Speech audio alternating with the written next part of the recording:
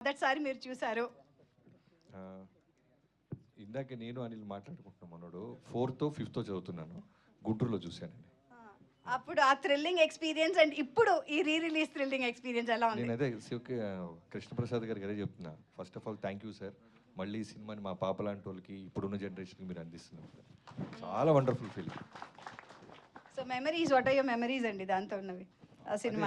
అంటే మనకి అప్పటిదాకా ఫ్యూచర్ ఎలా ఉంటుందో తెలియదు, పాస్ట్ శ్రీకృష్ణదేవరాయలు గారు వాళ్ళ రాజ్యం ఎలా ఉంటుందో తెలియదు. సో అవన్నీ కళ్ళకు కట్టినంత అంత బాగా చూపించడం ఆ రోజుల్లో సూపర్. అండ్ డాకు మహారాజ్ గారి గురించి ఇప్పుడు చెప్పండి ఎలా ఉన్నారో. అప్పటి ఆదిత్య 369 నుంచి ఇప్పుడు డాకు మహారాజ్ కాదు, ఈ మా దాంట్లో డాకు మహారాజ్ డాకు క్యారెక్టర్ ఇన్స్పిరేషన్ ఈ సినిమాలోదే. నేను బాలకృష్ణ గారు మాట్లాడుకున్నప్పుడు బాబు ఫస్ట్ చెప్పింది అదే.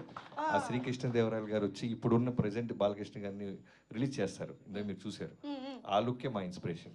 Wow, lovely. చూసారా, ప్రీవియస్ పాస్ట్ నుంచి ఇన్స్పిరేషన్స్ అన్నమాట అన్ని. సో అనిల్ గారు మీరు